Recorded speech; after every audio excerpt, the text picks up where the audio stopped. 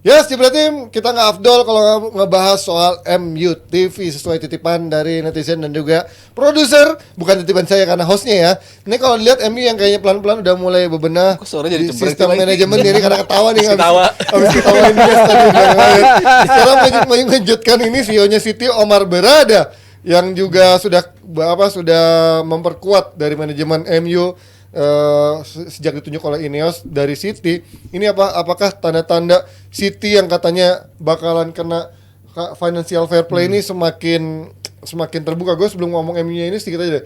Ini kan ada isu selain dia bakal kena financial fair play, Omar Berada juga katanya cabut karena ada kemungkinan ke sana, termasuk katanya Liga Champions juga mungkin bakal dikasih ke Inter atau mungkin hadiahnya mungkin dikasih ke Inter. Gue gak ngerti. Sejauh ini update itu gimana, Mas? Coba yang jawab yang satu-satu yang pernah kerja di City. Oh iya. Satu-satu. Ini yang benar. Harus ditanya. Ini yang ada cap badaknya loh. Anjir. Cap badak. Ya kan itu kan katanya yang Asia ada cap badaknya, yang urutan itu. Ada yang kaki tiga, ada yang badak gitu. Satu-satu yang pernah kerja di City coba. Jelas. Ya, pertama dan satu-satunya bukan. Sorry. Apa? Itu Berada. sejauhnya apakah mungkin City? Enggak, ini terkait dengan Berada dulu ya, karena gua ngikutin terakhir itu Berada itu banyak media mengatakan bahwa dia nggak ada hubungannya sama sekali dengan apa yang terjadi 115 charges itu. Walaupun dia mungkin dia nggak, karena dia kan pasti berhubungan dengan pembelian pemain ya, pembelian pemain dan talent management dari seluruh 11 klubnya City Football Group. Jadi pasti dia overall strateginya lebih besar. Bisa jadi karena dia nggak tahu uangnya datang dari mana, karena yang jadi pangkal masalah kan where the money comes from. Perusahaan bodong mana yang allegedly membiayai bodong sih, tapi yang punya siapa? Iya. Kalau ditelusuri balik PO Box-nya di Cayman Island gitu-gitu atau di tax haven mana gitu. Itu bisa jadi dia terlepas dari keterlibatannya di situ. Terus ada yang bilang, oh dia ini pergi sebagai tanda bukti bahwa dia mungkin punya keterlibatan di City. Ya, mau cuci tangan. Ya. Tapi kalau kita lihat interview-interviewnya dari dulu, bagaimana dia katanya menerima tantangan. Dia selalu bilang dari dulu bahwa saya ini ingin challenge, saya ingin tiap kali prove myself. Makanya kalau lihat track record dia itu pindah-pindah mulu. Dia sempat lama tinggal 15 tahun di Barcelona, tapi habis itu dia ke City, dia pernah tinggal di 5 benua, dia bisa 4 bahasa. Dia dulu kerja di perusahaan elektronik kalau nggak salah, habis itu dia bekerja di perusahaan internet seluler. Dapat voucher Best dong. Best Denki. Perusahaan elektronik. Lokal banget ya ternyata. Tapi satu hal yang pasti emang ada beberapa section juga yang mengatakan bahwa City nggak akan semudah itu melepas pemain seorang sosok yang begitu berpengaruh. Jadi ada apa behind the scenes-nya ini? Nah ini yang gue emang masih menunggu. Kalau emang di satu sisi kan kayak let's say dulu ini bukan manajemennya ya, kayak MU gitu, pemainnya Varane, Casemiro, pasti ketika mereka nggak worse, ya kalau mereka masih sebagus itu kenapa Madrid mau lepas gitu kan? Nah sekarang pertanyaan gue, kalau emang ternyata dia sebagus terbukti itu, beberapa bulan kemudian, ini toh penyebabnya. Nah, iya kan? Nah, kalau memang dia sebagus itu di tahun kedua, ini tahun kedua. Ini pertanyaan yang sama. Kalau dia emang sebagus itu untuk City, kenapa dia dilepas ke MU yang memang secara head to head rival gitu di Inggris? Menurut lo apa yang indikasinya terlihat? Kalau dari versi City-nya atau versinya si Omarnya, dia kan bilang gak ada kesempatan buat gue naik. Karena dia kan di level CEO ya kalau salah. Sementara he's aiming for CEO yang kayaknya nggak mungkin dilepas sama Ferran Soriano. Iya, dia bilang as long as Ferran ada di situ, I'm going nowhere. Sementara I need more challenge tadi yang Firzi bilang. Dia cabut dari Barcelona, dia sebetulnya yang establish City sekarang ya termasuk salah satunya dia juga kan. Dia datang sebelum Begiristain dan juga si Soriano. Justru dia ngebukain pintu buat mereka, bahkan ngebukain pintu buat Guardiola datang. Jadi dia emang banyak lah sejarah yang dia berikan ke City itu cukup banyak. Dengan beberapa pemain-pemain yang dia datengin pun, pokoknya City bisa sampai sekarang tuh memang banyak dari campur aduk dia. Karena itunya luas lah, relasi dia cukup luas, relasi dia ke klien cukup luas ya, kayak teman lo lah ya. Iya. Itu dari belajarnya dari City. Tapi emang City kayaknya kliennya luas-luas juga ya. Itu relasinya dia cukup luas, makanya dia bisa menghadirkan seperti itu. Tapi dia kepentok nggak bisa menuju ke top, makanya dicari challenge lain. Kebetulan datang tawaran dari United dengan Ineosnya menawarkan ke dia gitu. Cuman ya belum berjalan di sekarang karena kan dia harus selesaikan semua di bulan summer nanti lah. Iya, masih emang baru musim panas. Sekarang masih si Patrick Stewart. Aktifnya itu baru nanti di musim panas. Begitu juga dengan bursa transfer United, gua rasa si Redcliffe juga belum administrasinya belum beres juga karena takes 4 to 8 weeks katanya untuk beresin itu semua. Setelah udah ditutup bursa transfer baru mulai gerak tuh mereka baru dia bisa gerak. Jadi semuanya mungkin akan mulai kelihatan nanti 25% itu bisa ngapain dengan United baru nanti di summer. Tapi dengan hadirnya dia ya gua rasa dengan background yang seperti itu ya gua rasa ini positif banget lah buat United. Bahkan di sana media bilang it's a big coup dari United yang dilakuin untuk City untuk bisa menarik dia ke situ. Ya coup ya bener coup. Gue yakin ini sebuah coup yang begitu sukses dari United, tapi bagi gue pandangan gue, you just don't do that gitu. Lu nggak mengganti warna dari biru ke merah itu menurut gue yang seharusnya hal nggak dilakukan. Tapi bukan sering kan dulu Peter Kenyon, tapi Sis kan Michael bukan derby Tevez lah ibaratnya. waktu itu bukan, tapi kan Tevez habis itu jadi public enemy, habis itu maksudnya dia Peter dibenci Kenyon kan banget. bos dulu dari Chelsea. Iya, dari Chelsea itu kan Chelsea. dua yang besar kan bisa aja pindah kalau level CEO ya. Ya, tapi kalau yang ini maksud gue, mereka ini dua tim yang bener-bener kiblat ini kan lagi beda banget. City ya lagi ya, mereka menikmati apa yang diperjuangkan sama si Berada dia dari 2013, dia udah ngebangun dinasti ini sampai sekarang dia nikmatin tiap musimnya juara, itu kan berkat campur tangan dia juga. Tapi lu lagi ada di puncak kesuksesan lu bersama tim lu, tapi lu pindah ke tim yang bisa dikatakan a total mess. Menurut gue ada sesuatu yang salah bagi gue di keputusan si Berada ini bisa switch dari biru bisa ke merah. Tapi menurut gue kalau dari sudut pandang Unitednya, ini menurut gue jadi pembelian terpenting bukan cuma dari segi level pemain. Gue pernah bilang ketika Ineos pertama kali datang si Sir James Ratcliffe, mungkin untuk 1 tahun ke depan statement signing United bukan dari soal pemain, tapi soal siapa saja orang-orang yang ditunjuk untuk di level-level seperti itu. Menurut gue ini pembelian terpenting United so far karena apa yang akan ditawarkan sama dia ini akan bagus banget. Kita beberapa kali ya beruntungnya City punya dokumenter, jadi kita bisa ngeliat apa sih yang dilakuin sama Berada itu di balik layar gitu. Ternyata dia punya andil cukup besar soal pemberian kontrak renewal ke beberapa pemain. Apakah pemain ini layak dikasih reward perpanjangan kontrak apa enggak? Dan menurut gua kalau dia ada orang kayak begini di United, kita nggak akan lagi ngeliat ada pemain-pemain yang Martial nggak ada. Martial kayak Phil Jones itu bertahun-tahun nggak perlu main tapi gaji tetap udah jadi datang. crackball tuh Phil Jones nempel di sini. Itu astaga, itu hal yang gak bakal terjadi lagi gitu. Jadi ini menurut gue potensi ke depannya bagi United ini akan beruntung banget bisa dapetin orang yang punya campur tangan. Dia ibaratnya salah satu blueprintnya United City bisa begini menurut gue ya gara-gara Berada juga. Ini salah satu pembelian tersukses United dalam 2-3 tahun terakhir. Ini soal yang pemain kalau Berada memang terlibat dan emang dia terlibat ya dalam memberikan tanda tangan, dia yang membeli pemain, dia yang pokoknya transfer main menuju dia. Ini yang sebenarnya yang dibutuhkan juga oleh Man United sekarang ini. Karena salah satu yang jadi sorotan media di sana adalah bagaimana perbedaan antara City dan Man United perihal player trading. Player trading ini kan suatu indikasi juga apakah klub lo sehat, apakah klub lo kompetitif atau klub lo nggak dua-duanya. Gak pakai robot nih soalnya ya tradingnya ya. Enggak, jangan. Kalau di sini doang tipu katanya bahaya. Aduh, kasihan Bang Faniko. Emang dia ternyata orangnya ini ya lugu. Kalau kita lihat selama 5 tahun terakhir, Liverpool itu menduduki puncak Premier League untuk player trading profit sekitar 250-an. City itu juga City mahal-mahal. itu walaupun dengan segala prestasi yang mereka dapatkan, mereka itu berdiri di peringkat kedua. Habis itu Chelsea. Sementara Man United dalam periode sama itu mereka ada di urutan ke-15. Urutan 15 itu sama Wolverhampton dan Burnley. It's okay kalau misalnya lu nggak Emang sekelas itu sekarang. Iya emang segitu.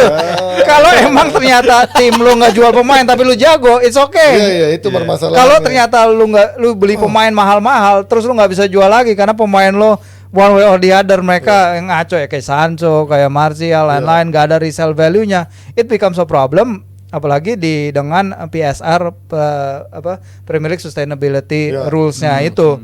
Ini yang menjadi perhatian. Nah, ini yang diharapkan akan berubah dengan Berada karena dulu kan Woodward ngasih kalau negosiasi orang pertama nawarin 70, dia beli di 80. Dia oke lagi. Dia ngasih kontrak 5 tahun, 6 tahun untuk pemain yang ternyata kebutuhannya cuma setahun. Nah, akhirnya 6 tahun sisanya entah kemana kayak Eric Bailly itu baru dibuang setelah berapa lama nggak jelas. Gitu kan. Cuman setahun masa pakainya nggak jelas. Itu dia yang perlahan ingin dibenahi oleh si Sir Jim. Apalagi kita kan lihat ini kan benar-benar apa ya, left field ya, penunjukan yang left field. Maksudnya nggak banyak yang lihat ini. Iya. Orang pada ngira si John Cole Blanc, Paul Michel. Nah, tapi gue dan baca lain-lain. nih kayaknya ada dua struktur yang berbeda. Maksudnya ada yang CEO-nya Ineos, ada juga CEO-nya MU gitu. Gue nggak ngerti deh, karena gue baca kemarin ada kemungkinan Berada ini di Iya. Ineos-nya, nanti akan ada CEO juga yang justru ngurusin di MU-nya. Nih gue nggak ngerti secara apakah emang akan sebanyak itu ya. Termasuk katanya dari si Sir Dave itu kan juga Sir Dave. ngurusin Bradford, dari iya, Ineos-nya. pasti bakal ada. Nanti di MU-nya ada lagi nih. Cuman kalau dia Direkturnya siapa?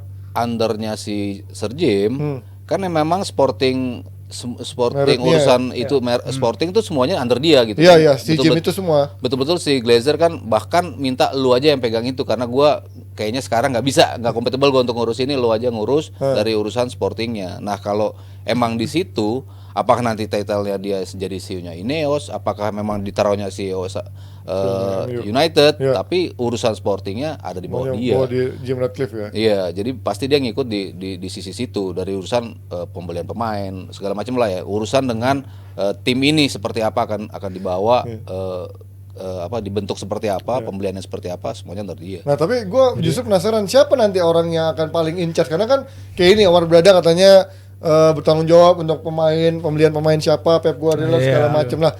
Ya, Di tim lain misalkan ada transfer gurunya yang diangkat-angkat siapa, nanti MU ini siapa, apakah nanti dia atau kemungkinan ntar ada Paul Michel yang Jadi, kalau iya, mungkin benar, datang Michel. juga, atau mungkin Jean Claude Blanc juga kalau misalkan gabung. John Cole Blanc itu dari director ya, dinamain sebagai salah satu dari board of directors. Betul. Di bawahnya Berada, dan ini kemungkinan si Paul Mitchell itu Mitchell. dan mau nggak mau kayaknya si Dan Ashworth ini. Oh, iya, Karena Dan si Ashworth Brailsford itu emang deket banget sama Dan Ashworth. si Dan Ashworth. Bahkan Dan Ashworth pernah ngundang Sir Dave untuk ngomong, memberikan speech di depan squad Newcastle ketika takeover pertama dilakukan. Jadi memang ikatan dekat antara keduanya itu ada. Tapi ya gue berharap yang lain kayak siapa kayak jangan Dan Ashworth lah. Newcastle butuh juga nih. Mana proyeknya nyangkut kan sekarang nggak jelas. Jadi ya kita lihat aja. Ya kita lihat soal nanti pergerakan MU karena masih jauh, jadi ya silakan fans MU untuk berspekulasi seperti apa dulu. Tapi yang ada kabar bahagia pasti buat para fans MU semua, yaitu adalah cederanya Martial selama 10 bulan ke depan. Semua happy karena nih pemain dijual nggak mau, dipinjemin katanya cukup happy ingin berjuang di MU, mau berjuang malah cedera. Jadi emang dia pengen makan gaji buta aja sampai kontraknya habis. Tapi ini kan sudah hampir udah tinggal nunggu dia kontraknya habis sampai akhir musim. Sementara MU butuh striker untuk melapisi Højlund. Sementara tinggal seminggu lagi waktu bursa transfer di Eropa untuk MU mencari striker. Apakah mungkin MU mendapatkan striker dengan sisa waktu yang ada menurut lo? Menurut gue nggak realistis ya apabila Coba mereka Moting mengejar. misalnya? Itu realistis Ya kalau untuk kan? level dia. Tapi kalau untuk bisa mengangkat level United, menyelamatkan tidak mungkin. menyelamatkan musim United sampai mengejar 4 besar lah katakan. Menurut gue bukan Choupo-Moting orang ya. Tapi lebih realistis ya manfaatin si Højlund. Beberapa 2 game 3 game terakhir kan udah mulai kelihatan kayaknya dia enaknya mainnya kayak caranya di begini deh, mainnya begitu deh. Tergantung si Rashford sama si Garnacho-nya juga. Tapi kalau soal pendatangan striker, menurut gue sangat-sangat nggak mungkin untuk United di sisa transfer window yang udah mepet begini.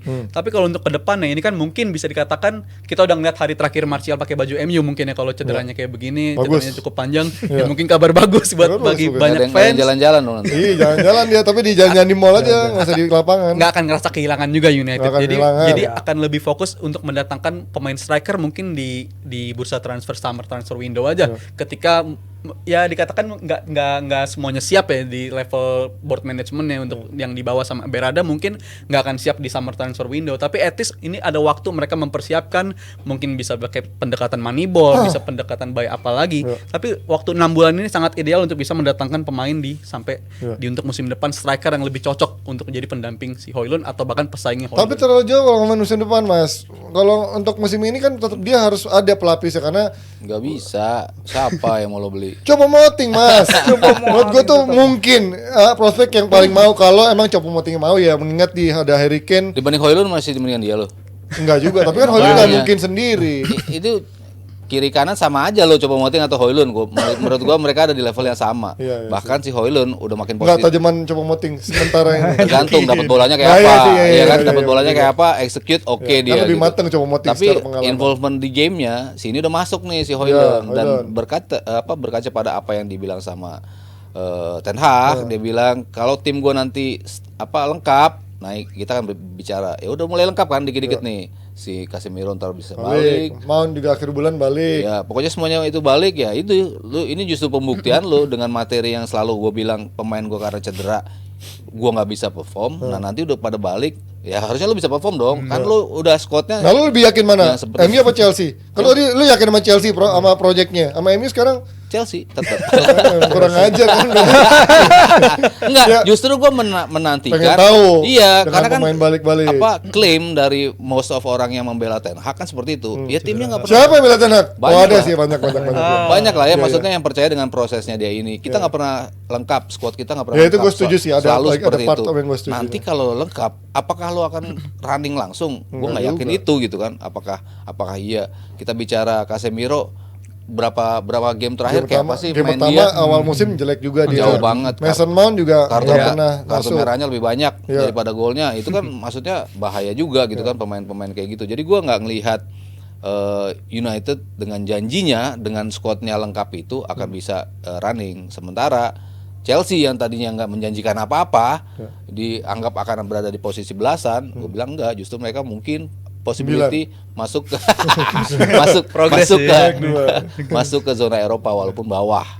Wah, kalau MU sampai di bawah Chelsea, ini pukulan telak sih buat Ten Hag buat gua. Tapi Cuma Dia peringkat 5, Iya. Chelsea peringkat 6. Oh 5 nanti lolos lagi. ya bedanya first season sama second season sih. Kalau first season kan pasti masih ada tarikannya tuh. Ten Hag kan sekarang second season di mana masalahnya jauh lebih banyak daripada musim pertama. ya kan, tapi ya juga tadi pembelanya pasti akan bilang di musim pertamanya overachieve kan. Iya. Gua ada setujunya tapi ada enggaknya juga. Tapi kalau ngomongin terakhir, Calvin Phillips akhirnya bisa punya jalur baru untuk bisa memperbaiki karirnya dengan dipinjamkan kan dia Iya.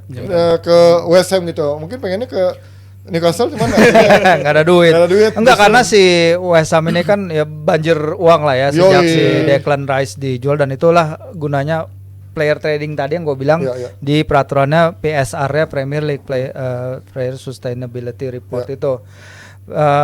Dengan adanya Calvin Phillips, karena kita lihat squad West Ham ini kan juga mulai banyak cedera nih. Paketa hilang, si Bowen juga masih cedera, Kudus lagi di Piala Afrika. Jadi untuk menyediakan basisnya mereka itu, kalau misalnya mereka sampai kehilangan satu pemain lagi, Edson Alvarez, kan mereka nggak punya benar-benar pengganti yang mirip sama karakternya Edson Alvarez. Kalau Edson itu nggak ada, udah habis, karena Ward-Prowse nggak bisa main di sana. Sucek karakternya bukan DM number 6 kayak gitu.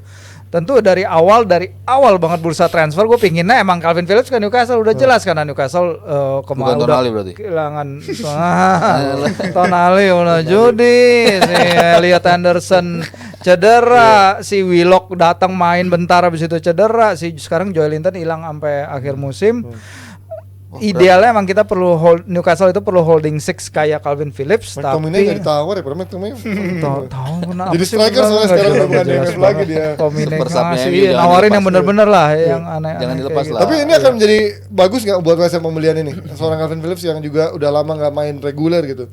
Kalau buat kestabilan sih oke ya. Gaya mainnya cocok sih ya kalau gaya Iya, mainnya iya. sebenarnya. Ya, tapi kan sebetulnya yang bisa menggantikan posisi Rice itu justru Soucek sekarang. Maksudnya Soucek kemarin tuh ketika ada Declan Rice, dia kayak agak ketutup gitu, perannya tuh nggak bisa keluar gitu. Tapi begitu Declan Rice cabut, dia justru bisa mengcover areanya Declan Rice, bahkan bisa going forward dia bisa nyiptain gol-gol kemenangan. Soalnya sebenarnya di awal itu Declan Rice tuh lebih mainnya nahan, Souceknya lebih naik, tapi belakangan kan terakhir-terakhir Declan Rice mulai naik-naik juga, Iya. mau ngasih kreativitas juga loh. Nah, kayaknya tabrakan justru Tabrakan. sama si Soucek Iya, iya. kan akhirnya. Ya kalau balik lagi ke posisinya itu, Soucek bisa jadi ke depan, sementara si si Phillips Phillips, ketika ya. datang betul-betul bisa gantiin posisi Declan Rice yang betul-betul nomor 6 yang lo bisa itu. Tapi dia bola-bola ke depannya kan juga cukup bagus kan, operan-operannya. Jadi Dan juga kalau oke. untuk West Ham-nya kan juga beberapa kali si Edson Alvarez ini bukan cuma di sebagai number 6, emang dia diproyeksikan untuk mengganti si Declan Rice, tapi beberapa kali dia mainin sebagai center back juga, mundur dia kayak seperti di bisa Ajax ada juga mainnya mundur. kebutuhannya ya. Jadi bisa jadi Calvin Phillips datang ke sini emang dia butuh jam main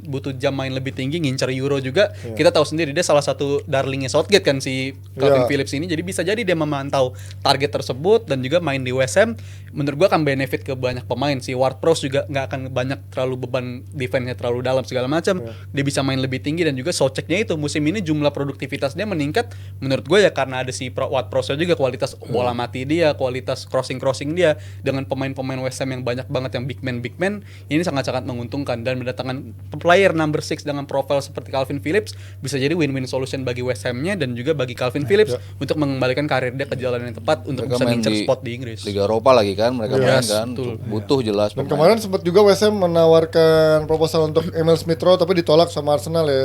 Yang gue sayangin harusnya ya Arsenal ngapain nolak-nolak juga, toh juga nggak Nggak pernah dimainin dimainin juga. juga. Justru gue pengen lihat nih bagaimana Emil Smith Rowe cukup berkembang karena dulu potensinya cukup besar. Dan satu pemain lagi yang juga jadi incaran di bursa transfer ini adalah seorang Kieran Trippier yang belakangan lagi hancur performanya bersama Newcastle, ngasih ngasih bola gratisan ke lawan Gratisan terus. buat digolin, tapi justru ini mungkin jadi celah buat Munchen. Dia lagi blunder murah nih, mungkin bisa dibelinya. Menurut lo ini menjadi momen gak sih buat Newcastle untuk bisa menguangkan Trippier karena sekarang udah ada Livramento Iya, juga. betul. Ada siapa lagi tawarannya coba? ada Emil Kraft, tapi ya. kita harus ingat Keju dia, Emil Kraft, si Keju Kraft sama si Livramento itu Livramento mereka bagus baru sembuh dari 2 kali cedera Oh ACL. iya, cukup Jadi panjang Livramento resiko juga. dua-duanya. Emang sebenarnya Trippier perlu dibutuhkan, leadershipnya dibutuhkan, Iya sih, off the fieldnya dia dibutuhkan. Tapi kalau ngomongin itu tadi profit and sustainability rulesnya Premier League, Penting ya. Newcastle benar-benar terbatas, nggak ada ruang gerak. Kalau misalnya mereka bisa jual nih, misalnya Trippier dengan 20 juta euro dan itu sekaligus menghilangkan beban gaji dia yang 120.000. Ya. Newcastle lagi ada banyak beberapa area lain yang perlu ditambal. Mungkin itu dibutuhkan, tapi mungkin juga ketika Miguel Almiron katanya mau dibeli oleh Arab Saudi juga ada kemungkinan. Tapi yang menarik kalau lihat dari sisi Bayern Anji, karena sekarang kita lihat pemikiran Bayern yang short term. Karena mereka datangin Dyer, mereka datangin Trippier. kemarin Ini di Spurs Liverpool aneh banget ya, sempet 2019 banget nih pemikiran, apalagi kalau emang Newcastle pingin Kimmich katanya, apalagi kalau Kimmich dijual. Newcastle pengen Kimmich. Iya, Kimmich Mimpi karena kali ya. nyari gelandang Boleh lah gelandang bermimpi. tengah itu yang bisa juga bermain di kanan. Jadi emang dua-duanya nggak ada yang pingin benar-benar pingin pindah. Si Trippier nggak pingin maksain pindah ke Munchen, si Kimmich juga nggak pingin keluar dari Munchen. Tapi kalau emang keadaannya cocok untuk dua-dua kubu, anything can happen. Dan ya udah, gue sih kalau emang kehilangan ya sangat disayangkan banget sih. Cuman ya kalau bisa stay aja sih. Ya itu ya, setidaknya cukup lama karena kita udah ngomong 1,5 jam di bagi 4 episode ini ya. Lama banget, emang kurang ajar Abran ngebiarin gue siaran sama 3 orang yang ngomongnya lama banget ya. Tapi itu dia saking serunya diskusi dari 4 episode DP ini sekaligus mengakhiri kita di weekend ini. Semoga weekend kalian juga seru dan bisa nonton bola walaupun nggak ada liga-liga yang seru dengan ada piala-piala domestiknya. Thank you Mas Aryo, thank you Virsi, thank you juga Rizal. Thank you juga Sarimania juga buat Awi, dan juga yang mau beli baju The Juara Keren ini sekali lagi bisa DM ke Instagramnya Jebret Media untuk tanya size yang masih tersedia dengan harga Rp100.000 dapetin baju The Juara Keren di belakang gua ini. Oke, sampai ketemu semuanya di minggu depan hari Senin. Bye bye semuanya.